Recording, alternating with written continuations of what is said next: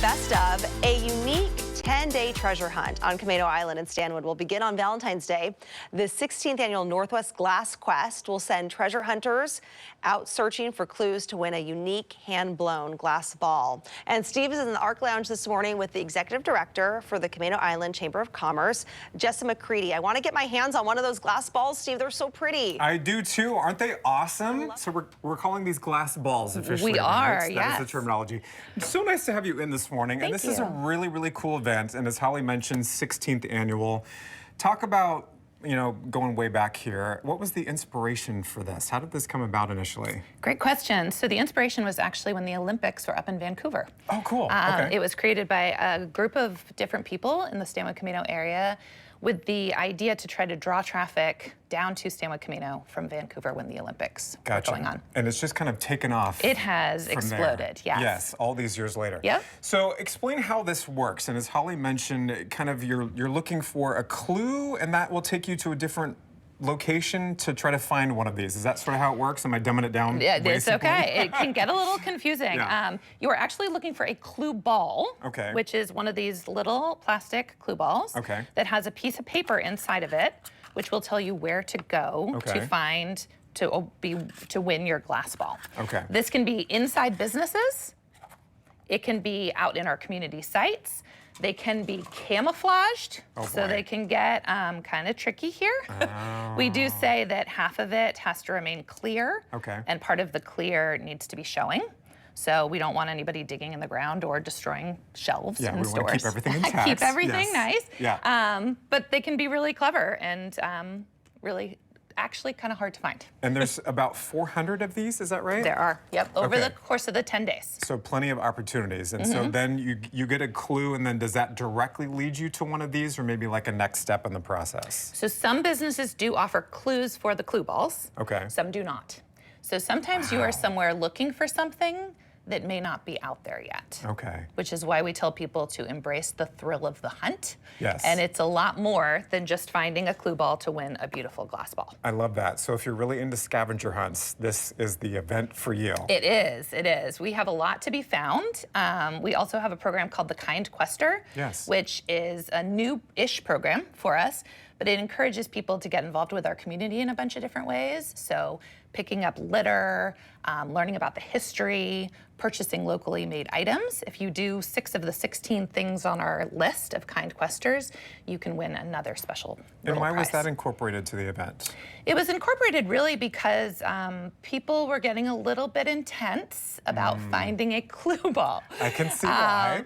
And this event is bigger than that. It is about getting out in nature, exploring our local stores, especially during February, which tends to be a downtime for the economy for our local businesses, and getting out in the parks in February. It most likely will snow.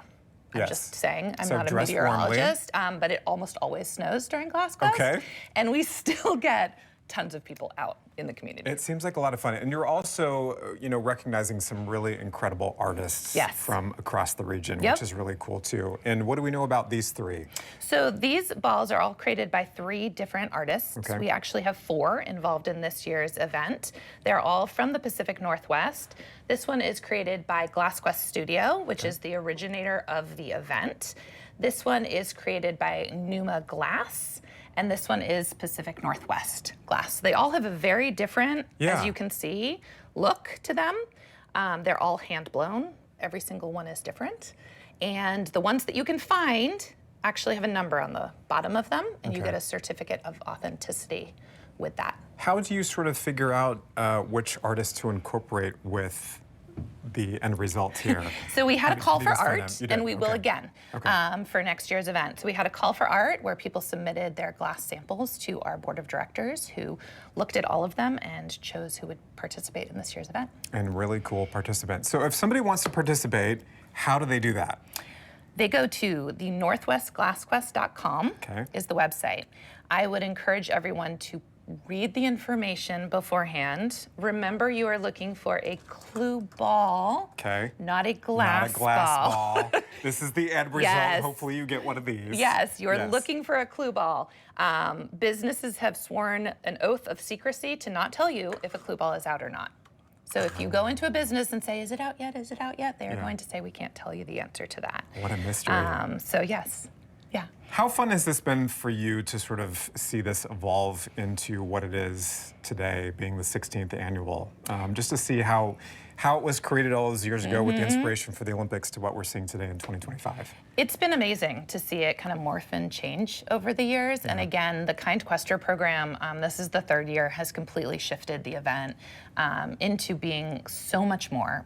There have been people who have quested from the very beginning, and the past couple years they've attended and decided to just do Kind Quester. So they're just participating in that way. They're not even looking for a clue ball. They're writing letters to elderly people that get delivered with Meals on Wheels. They're hiding little trinkets for their friends to find. That's been the best thing that has happened to this event, and really seen it shift. What a cool community event, and just an amazing way to spotlight the wonderful community that Camano Island is. Thank you. And of course, all the great artists that we have out there, and the business owners too. Just so much to take in and participate in. I would imagine there's probably some people that have several of these who have been part of the process over the years. Yeah. Really collecting up. They do. The rule is one per person per year. Okay. So, but people do collect them. We just ask you after you've found one for this year to please let other people find them. Yes, be kind. Yes. That's kind of one of the big takeaways here, Holly. Steve, I love this event. I It's do true too. community. It serves the community in so many different ways. Yeah. What's your favorite one out there that you see? My personal favorite, she's asking what my personal favorite is of these three. I'm drawn to this one, I think.